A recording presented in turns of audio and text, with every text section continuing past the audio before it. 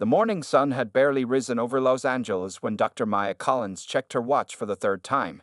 She was running late for one of the most important presentations of her career at NASA's Jet Propulsion Laboratory. At 32, Maya had already accomplished more than most people do in a lifetime, but today's meeting could determine the future of her Mars rover project. She smoothed down her navy blue blazer and adjusted her neatly pressed collar as she drove her silver Honda Civic through the quiet streets of Pasadena. The traffic was lighter than usual, and Maya allowed herself to relax a little. She might just make it on time after all. The streetlight ahead turned yellow, and Maya carefully drove through it, knowing she had plenty of time to clear the intersection. In her rearview mirror, red and blue lights suddenly started flashing. Maya's heart sank as she checked her speedometer. She hadn't been speeding. Still, she did what her parents had taught her long ago. Turn on the interior lights, keep both hands visible on the steering wheel, and stay calm. The police officer approached her car slowly, his hand resting near his hip. Maya noticed his name tag read Officer Thompson as he leaned down to peer through her window. "License and registration," he said curtly, not bothering with a greeting. "Good morning, officer," Maya responded politely, keeping her movements slow and deliberate as she reached for her documents. "May I ask why I'm being pulled over?" Officer Thompson's expression remained stern. "You ran that red light back there." "Sir, I'm certain the light was yellow when I entered the intersection," Maya explained calmly, handing over her license and registration. "I'm actually on my way to an important meeting at GPL, and I've been very careful about following traffic rules." The officer barely glanced at her documents before responding. "GPL? The space place?" His tone carried a hint of disbelief that made Maya's stomach tighten. She'd heard that tone before, the one that suggested she couldn't possibly be who she said she was. "Yes, sir, I'm an aerospace engineer there," she replied, keeping her voice steady despite her growing frustration. She reached for her GPL identification badge, but the officer had already started writing the ticket. "Step out of the vehicle, please," Officer Thompson commanded suddenly. Maya's heart began racing, but she complied, slowly stepping out of her car. The morning air felt cool against her face as she stood there in her professional attire, a stark contrast to how she was being treated. "Ma'am, do you know the penalty for running a red light in this county?" Officer Thompson asked, his pen hovering over the ticket book. "Officer, I respectfully disagree with your assessment. The light was yellow when I entered the intersection. I have a dashboard camera that can prove it," Maya said, pointing toward her car. The officer ignored her mention of the camera. "The fine will be $490.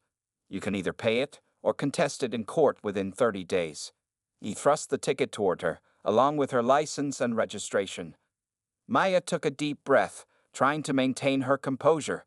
She looked at her watch again. She was now definitely going to be late for her presentation. The project she had spent months preparing, the designs she had carefully crafted for the new Mars rover components, would have to wait. "Thank you, officer," she said quietly, accepting the ticket. As she got back into her car, she could see Officer Thompson watching her through her rearview mirror, as if expecting her to do something wrong. Maya sat there for a moment after he drove away, her hands gripping the steering wheel tightly. She had 3 degrees, including a PhD in aerospace engineering from MIT. She had designed components currently floating in space, yet here she was, being treated like a suspicious character simply because of how she looked. Taking out her phone, Maya called her team at GPL. "Hi, Sarah. Yes, I'm going to be late. There's been an incident. Can you please start the presentation with the overview slides? I'll be there as soon as I can." As she pulled back onto the road, Maya made a decision. She wouldn't just pay this ticket. She had the dash cam footage, she had the truth on her side, and she had faced too many similar situations to let this one slide. She would contest it in court, no matter how much time it took. What she didn't know then was that this traffic stop would lead to an encounter that would change not only her life, but would also impact her entire community. 2 weeks after the traffic incident, Maya Collins stood in line at the county courthouse security checkpoint. She had arrived early, dressed in a charcoal gray pantsuit and low heels, her natural hair neatly styled. In her briefcase, she carried printouts of her dash cam footage, along with her credentials and careful notes about the incident. Next, called the security guard, and Maya stepped forward, placing her briefcase on the conveyor belt. She noticed how the guard's eyes lingered on her a bit longer than the white woman who had gone through before her. Maya was used to these looks. They no longer surprised her, though they still stung. Inside the courtroom, Maya found herself sitting on a hard wooden bench, observing the proceedings before her case would be called. The room smelled of old wood and coffee, and the air conditioning hummed steadily overhead. She watched as Judge William Barrett, a man in his 60s with graying hair and wire-rimmed glasses, presided over the morning's cases.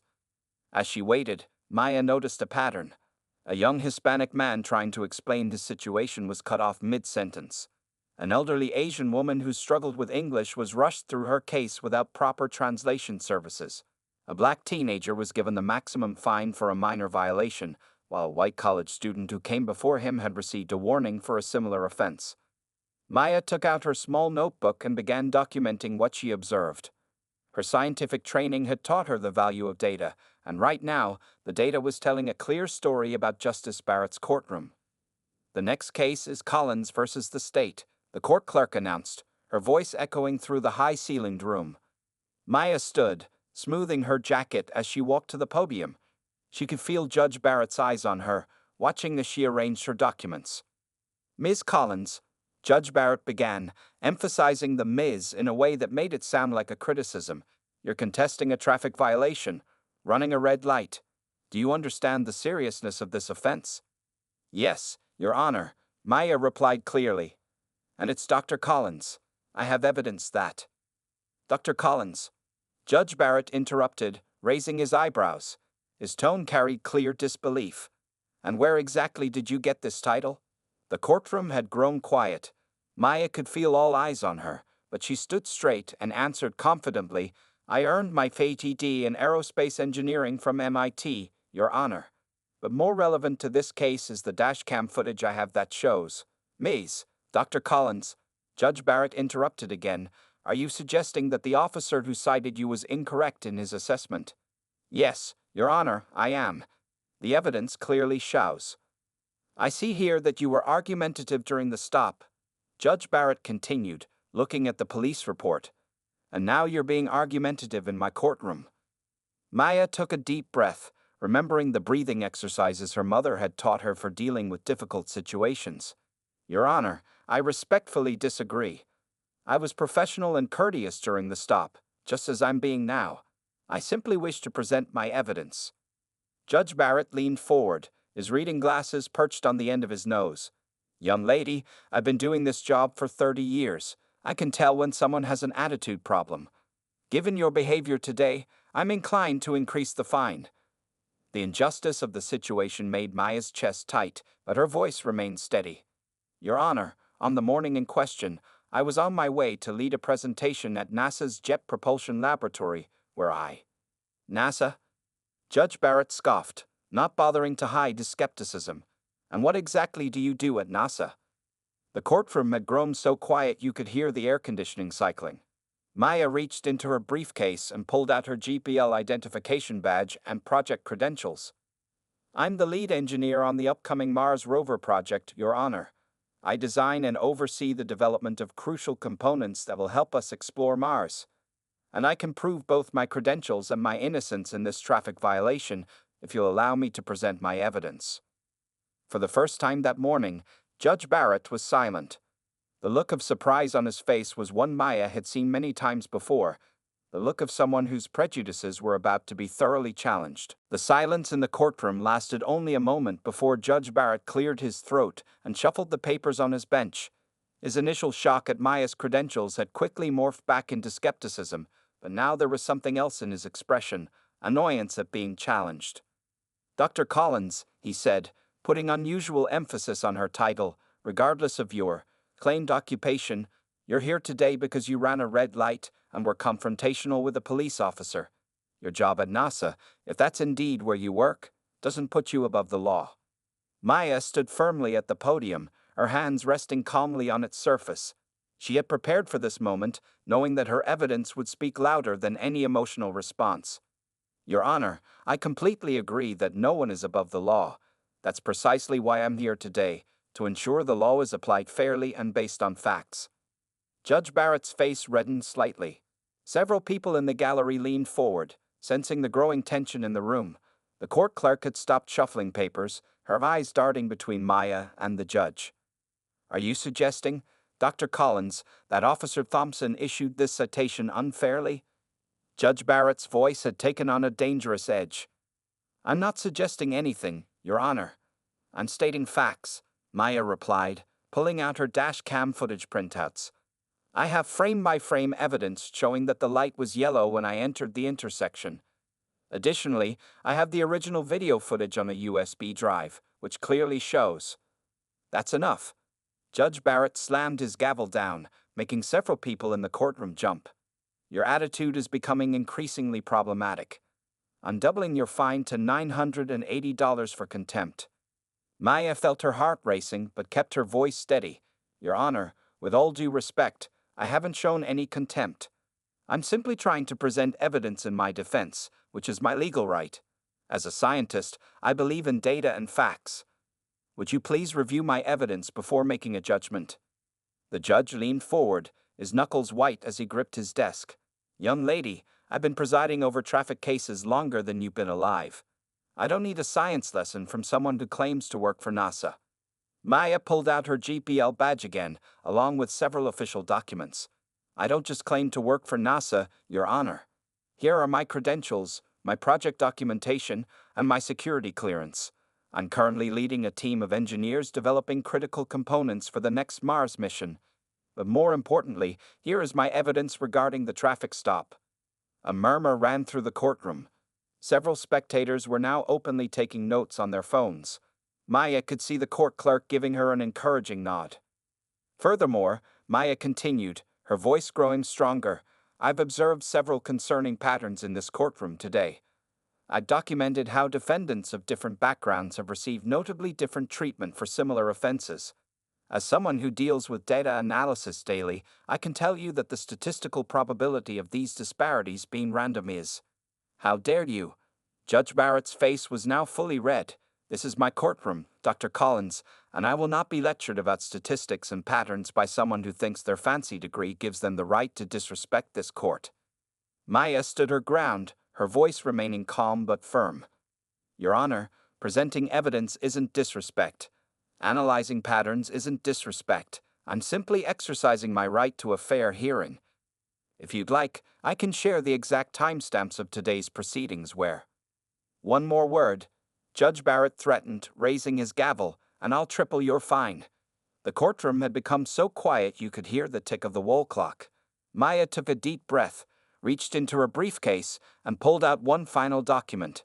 It was her latest project summary from GPL, featuring her photo alongside headlines about the Mars mission. As she placed it on the evidence table, a young intern rushed into the courtroom and hurriedly passed a note to the court clerk. The clerk's eyes widened as she read it, and she quickly stood up to approach Judge Barrett's bench.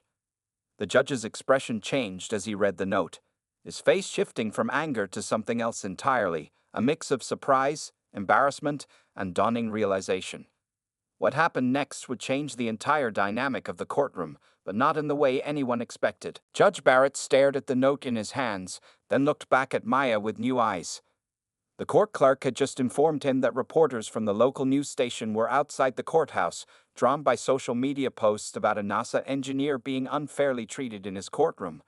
But it was more than that. The note also included a printout of Maya's most recent interview with Scientific American magazine. Dr. Collins, he said, his tone noticeably different now. Perhaps we should review your evidence after all. The change in his voice made several people in the gallery exchange knowing looks. Maya nodded professionally and began laying out her materials. She started with the dashcam footage, displaying it frame by frame on the court's projection system. The timestamp clearly showed the light was yellow when she entered the intersection, turning red only after she had already passed through. As you can see, Your Honor, Maya explained, her voice clear and confident, the yellow light lasted exactly 3.7 seconds. According to traffic engineering standards, this timing is actually shorter than the recommended duration for an intersection of this size and speed limit. The judge leaned forward, genuinely interested now. You seem quite knowledgeable about traffic light timing, Dr. Collins. Yes, Your Honor. At MIT, One of my minor projects involved optimizing traffic flow patterns using AI algorithms. While it wasn't my main focus, understanding traffic light timing sequences was crucial for the research. A slight murmur of impressed voices rippled through the courtroom. Judge Barrett removed his glasses and rubbed his eyes, seeming to see Maya clearly for the first time. "Tell me more about your current work at GPL," he said, his earlier hostility completely gone. Maya pulled up an image of her current project on the screen. "I'm leading the development of the next Mars rover's navigation systems. Specifically, we're working on improving the rover's ability to navigate Mars' difficult terrain autonomously." She pointed to several complex diagrams. "These are some of the components my team designed." The judge studied the images with genuine interest. "And you're the lead engineer on this project?" "Yes, Your Honor. I manage a team of 12 engineers, and we're responsible for ensuring the rover can safely traverse the Martian surface while collecting vital scientific data." The courtroom had transformed from a place of tension to one of fascination. Even the bailiff had stepped closer to get a better look at the presentations. "Dr. Collins," Judge Barrett said, removing his glasses and placing them carefully on his desk, "I believe I owe you an apology. Not just for today, but for my initial assumptions and treatment of you." Maya stood quietly, maintaining her professional demeanor as the judge continued. "I've been on this bench for 3 decades, and I've prided myself on being fair and impartial, but your presence here today has made me realize something uncomfortable about myself." He paused, choosing his words carefully. "I made assumptions about you based on appearance rather than evidence. That's not justice, that's prejudice." The silence in the courtroom was profound. Several people were now openly recording the proceedings on their phones, sensing they were witnessing something extraordinary. "Your Honor," Maya responded thoughtfully, "I appreciate your candor. In my field, we have a saying: data doesn't lie. When we find our assumptions are wrong, we don't dismiss the data, we revise our hypotheses." Judge Barrett nodded slowly, a small smile forming on his face. "Well said, Dr. Collins. Very well said." He picked up his gavel. "I'm dismissing this case. The evidence clearly shows you did not run a red light, and your dashcam footage proves it." But the judge wasn't finished. "Furthermore, I'm ordering a review of all traffic citations issued at that intersection over the past 6 months. If the yellow light timing is indeed shorter than standard requirements, there may be other cases that need to be reconsidered." Maya gathered her materials, feeling a mix of vindication and hope. As she prepared to leave the podium, Judge Barrett spoke once more. "Dr. Collins, would you be willing to stay after court today? I'd like to learn more about your work, both at GPL and at MIT. Perhaps your experience with data analysis could help us improve some things here in the courthouse as well." After the courtroom cleared out, Maya found herself sitting across from Judge Barrett in his chambers. The wood-paneled room was lined with law books and framed certificates, but what caught Maya's eye was a small photo of a young woman in a graduation cap and gown. "My daughter," Judge Barrett said, noticing Maya's gaze. "She's studying chemical engineering at Stanford." He paused, a look of realization crossing his face. "You know, when she told me she wanted to go into science, I was so proud. Yet here I am, having doubted your credentials simply because I didn't fit your image of what a NASA engineer looks like," Maya finished gently. The judge nodded, his face showing genuine remorse. "Dr. Collins, I've spent my entire career believing I was administering justice fairly, but your case today, it forced me to confront some uncomfortable truths about myself." Maya opened her laptop, pulling up a spreadsheet she had created during her time in the courtroom. "Your Honor, would you be interested in seeing some data I collected today?" "Please call me William," he said, leaning forward with interest. "And yes, I would." Maya turned the screen towards him, showing a detailed analysis of the morning's cases. "In just 3 hours, I observed a significant pattern in how different defendants were treated. The average fine for minorities was 40% higher than for white defendants with similar violations." Judge Barrett's face grew serious as he studied the numbers. "This is disturbing," he admitted. "But what's more disturbing is that I never noticed it myself." "Sometimes we need an outside perspective," Maya replied. "In engineering, we call it peer review. Every project, no matter how carefully designed, benefits from fresh eyes. The judge stood up and walked to his window, looking out at the courthouse square below. You know, I've been thinking about what you said in court, about data not lying. It reminds me of why I became a judge in the first place. Justice is supposed to be blind, but somewhere along the way, it's never too late to make changes, Maya encouraged. At GPL, we're constantly adjusting our calculations, refining our models. Even the smallest correction can mean the difference between a successful mission and a failure. Judge Barrett turned back to face her. Dr. Collins, would you be willing to help me set up a system to track and analyze our court's decisions?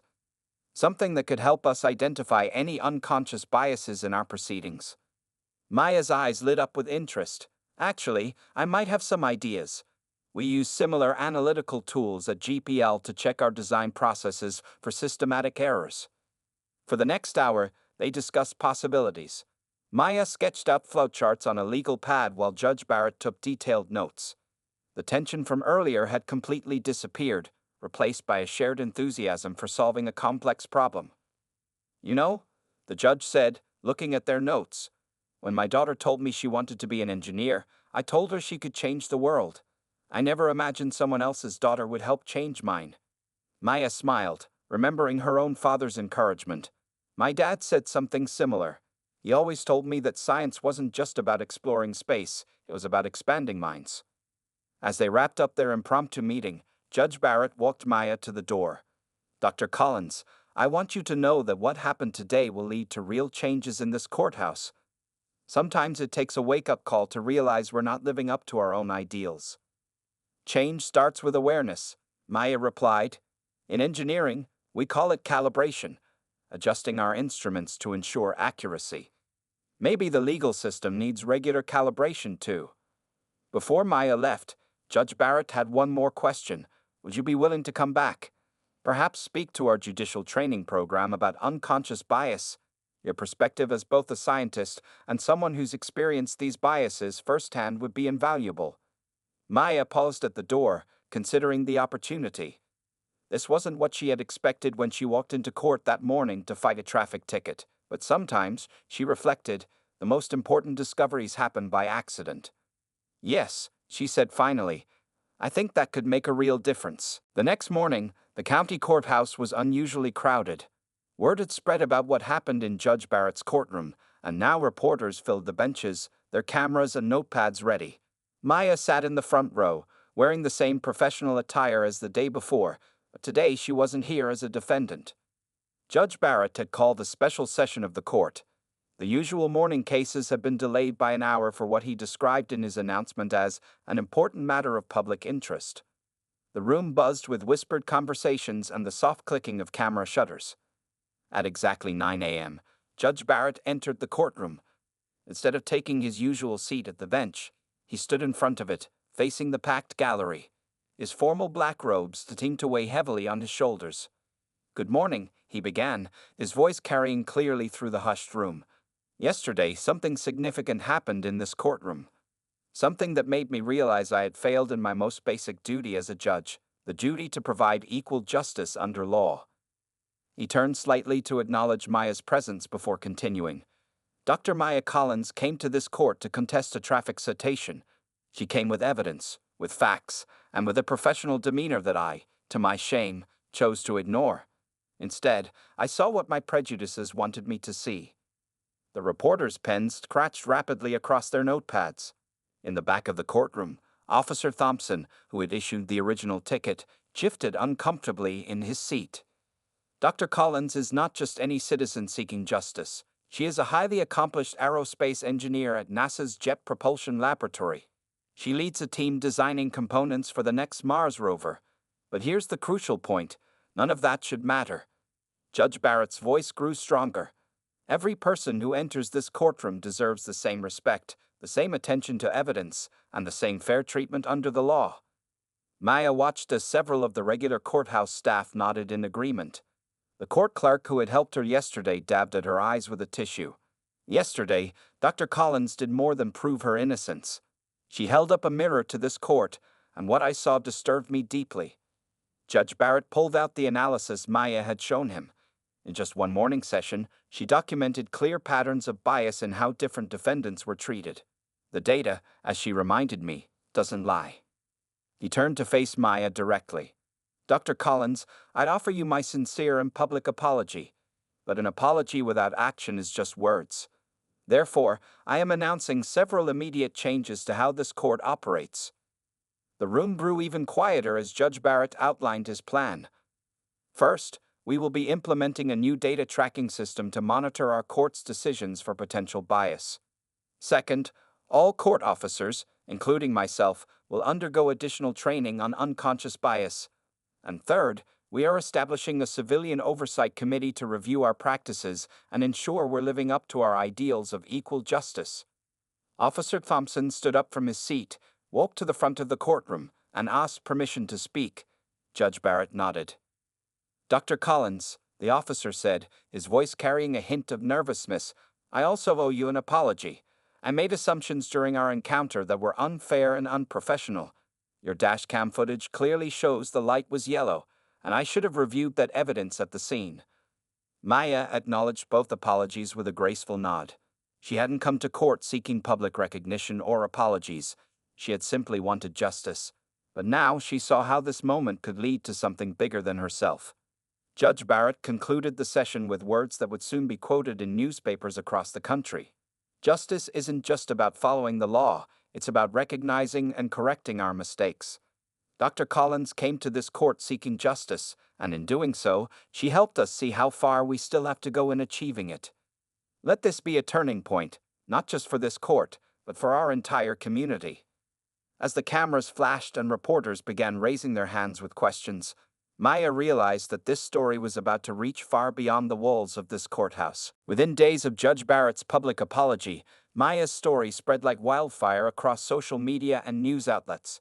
Her phone wouldn't stop ringing with interview requests, and her email inbox was flooded with messages from people sharing similar experiences. Even her colleagues at GPL were amazed to see their usually private lead engineer becoming a symbol for social change. One morning, as Maya walked through the GPL parking lot, she noticed a group of young black girls standing near the entrance with their teacher. They were from a local middle school STEM program, and their eyes widened with recognition as Maya approached. Are you Dr. Collins? One girl asked excitedly. We saw you on the news. Our teacher showed us your interview about the Mars rover too. Maya smiled, remembering her own childhood dreams of working in space exploration. Would you like to see what we're working on? She asked, making a spontaneous decision. The girls' faces lit up with excitement. Later that afternoon, Maya sat in a CNN studio, adjusting her microphone as the interviewer prepared for their live segment. The makeup artist had just finished touching up her face, and the producer was counting down from 10. Today we're joined by Dr. Maya Collins, the interviewer began, whose recent experience in a California courthouse has sparked a national conversation about bias in our justice system. Dr. Collins, you're a NASA engineer who designs Mars rovers. How did you end up becoming a voice for social justice? Maya took a deep breath before responding. I didn't set out to become a voice for anything. I'm a scientist. I believe in data, evidence, and fair evaluation. When I witnessed unfair treatment in that courtroom, I applied the same analytical approach I use in my engineering work. The interview cut to footage of Judge Barrett's public apology, then returned to Maya. Since that day, your story has inspired similar reviews in courthouses across the country. How does that feel? It feels like proof that change is possible, Maya replied. In engineering, we have a saying, every failure is an opportunity to improve the system. What happened in that courtroom was a failure of justice, but it's becoming an opportunity for improvement. Back at GPL, Maya's team had decorated her office with newspaper clippings and supportive messages. Her project manager stopped by with an unexpected proposal. The public relations team has been swamped with requests, he said. Schools want you to speak about both engineering and social justice. They think you could inspire a whole new generation of scientists who might not have seen themselves in this field before. Maya looked at the Mars rover prototype visible through her office window. How would that affect our project timeline? We'll adjust, he replied with a smile. Some things are more important than schedules. That evening, Maya received an email that made her pause. It was from Officer Thompson, the policeman who had given her the ticket. He was now using her case as a training example in his department's newly established bias awareness program. He attached a photo of his daughter at a science fair, holding a project about Mars exploration. "Your story inspired her," he wrote. "She says she wants to be an engineer now too." The media attention brought challenges as well. Some online commenters accused her of seeking publicity. Others questioned her credentials or tried to minimize the significance of what had happened. But for every negative comment, there were dozens of supportive messages from people who saw themselves in her story.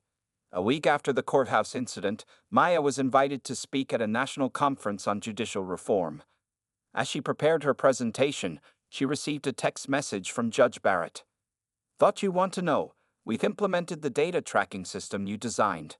First week's results are eye-opening. Thank you for helping us do better." Maya sat back in her chair, thinking about how a simple traffic ticket had turned into something so much bigger. Her phone buzzed again, another interview request, this time from a major science magazine wanting to feature her in their Women Changing the World issue. She glanced at the Mars rover prototype again, its mechanical arm reaching upward as if pointing to the stars. Sometimes, she realized, the most important discoveries happen when you're looking for something else entirely. 6 months after the courthouse incident, Maya stood at the podium in the same courtroom where her story began. This time, however, she wasn't there to contest a ticket.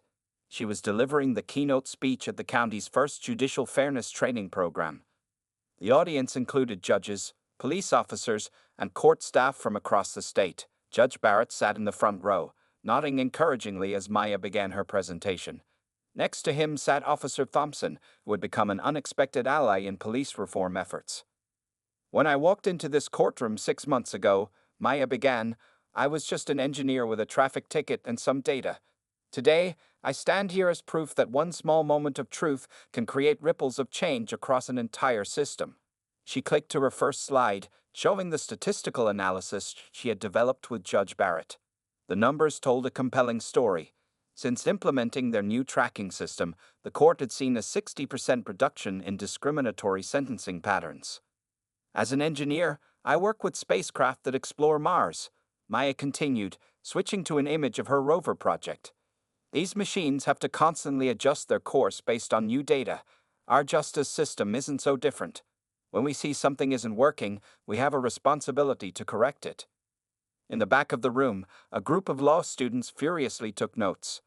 They were part of a new legal clinic focused on identifying and challenging systemic bias in the courts, inspired by Maya's case. After her speech, Judge Barrett approached the podium. 6 months ago, Dr. Collins showed us that justice isn't just about following laws. It's about being willing to examine our own biases and correct them. Today, I'm proud to announce that our court's new procedures have been adopted as a model by the state judicial system. The changes went beyond just the courthouse. The local police department had revised its traffic stop procedures, requiring officers to review dash cam footage before issuing citations. Officer Thompson now led workshops on bias awareness for new recruits, often using his own experience with Maya as a teaching moment. But perhaps the most significant impact was happening outside the justice system. Maya's inbox regularly filled with messages from young women of color pursuing careers in STEM fields. Her story had shown them that they could stand up for themselves while excelling in their chosen fields. At GPL, Maya's team had successfully completed the Mars rover components ahead of schedule, despite her increased public speaking engagements. Her project manager joked that she was now managing 2 missions, one to Mars and one to transform the justice system. After the training session, Maya met with a small group of high school students who had been invited to observe. One girl raised her hand shyly. "Dr. Collins, how do you balance being a NASA engineer with being an activist?" Maya smiled, remembering her own journey. "I don't see them as separate things. Whether I'm designing a rover or helping improve our justice system, I'm using the same skills: analyzing data, identifying problems, and working on solutions." As she packed up her presentation materials, Maya received a text message. It was a photo from Judge Barrett of his daughter, who had just accepted a job at a major engineering firm. "She says you inspired her to stick with it when her professors doubted her," the message read. Later that evening, Maya sat in her office at GPL, looking at the framed ticket that now hung on her wall, a reminder of how unexpected moments can lead to meaningful change. Her computer screen showed the latest images from Mars, while next to it lay preliminary data from the courthouse's newest bias monitoring system. The intercom buzzed. A school group was waiting in the lobby, eager to hear about both her engineering work and her advocacy for justice. Maya gathered her materials, including the small Mars rover model she used for demonstrations. As she walked to meet them, she passed a new poster in the GBL hallway showing a diverse group of young scientists. Below it was a quote she had given in a recent interview: "The universe is vast, but prejudice is small. Science teaches us to explore the unknown, including our own biases." Maya smiled, knowing that somewhere in that group of students might be the next engineer, or judge, or changemaker who would continue the work she had started. Sometimes the greatest discoveries happen right here on Earth.